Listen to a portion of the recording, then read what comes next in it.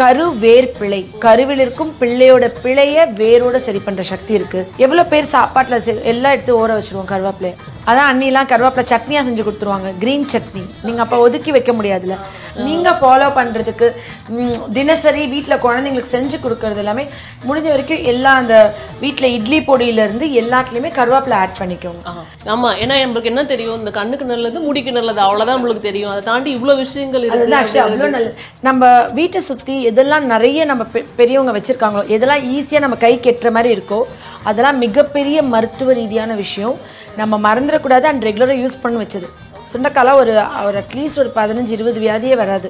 சுண்டைக்காய் வந்து நான் சொல்வேன், ஒரு டைம்ல மோரில் 8 சுண்டைக்காய் ஊற வச்சுட்டு பச்சை சுண்டைக்காய் 2 மணி நேரம் கழிச்சு அரைச்சி குடிங்க. கிட்னி கல், பித்தப்பை கல், கிட்னி ஃபில்டர்ஸ் கழுவ, சுகர் வராது, ப்ரெஷர், கொலஸ்ட்ரால், கேன்சர், நிறைய டைப்ஸ் ஆஃப் கேன்சர் அதில் வர. சுண்டைக்காய் இருக்கிறதுலே அவ்வளோ பெஸ்ட் ஹெல்த் பெனிஃபிட். ஆனால் எவ்வளோ பேர் சுண்டைக்காய் சாப்பிட்றாங்க? அதெல்லாம் வந்து ரொம்ப மருத்துவ பயன் சொல்லி நம்ம முன்னோர்கள் நம்ம வந்து இப்போ மாதிரி தேடி பிடிச்சி வாங்கி சாப்பிடாம ஈஸியாக கிடைக்கிற மாதிரி நம்ம வீட்டில் நட்டு விட்டு போனாங்க. நம்ம கண்ணு முன்னாடி டெய்லி அதை பார்க்கறதுனால நம்ம அதை மதிக்கிறது இல்லை. Maybe correct. தேடி தேடி எதோ விலை அதிகமாக கொடுத்து வாங்கி சாப்பிட்டுட்டு இருக்கோம். பட் சிம்பிளாக நம்ம கைக்கு எட்டுற தூரத்தில் சில விஷயங்கள் இருக்குது, அதுக்கு நம்ம முக்கியத்துவம் கொடுக்க மாட்டேங்கிறோம். அண்ட் இன்னைக்கு அந்த கருவேப்பிலையை வச்சு நம்ம சட்னி செய்ய போகிறோம். நிச்சயமாக அண்ணி செய்ய போகிறாங்க.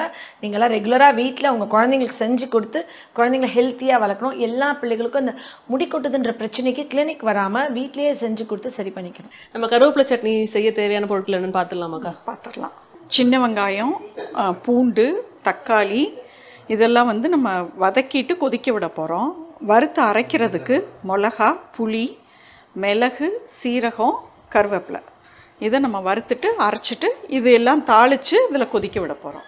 ஸோ இப்போ எல்லாத்தையும் பார்த்தாச்சு. ஸோ தேவையான பொருட்கள்லாம் இங்கே நம்ம பக்கத்தில் இருக்குது. ஸ்டவ்வை ஆன் பண்ணி சமைக்க ஆரம்பிக்க வேண்டியதான். ஆன் பண்ணிடலாம்க்கா. ஃபஸ்ட்டு சட்டி வச்சுட்டு நம்ம முதல்ல வறுக்கிறத வறுத்துக்கலாம். நல்லெண்ணெய் எல்லாம் ட்ரை ரோஸ்ட் பண்ணணும். இல்லை, கொஞ்சம் நல்லெண்ணெய் விட்டு கொஞ்சம் நல்லெண்ணெய் விட்டுட்டு ஒரு ஸ்பூன் விட்டுட்டுக்கணும்.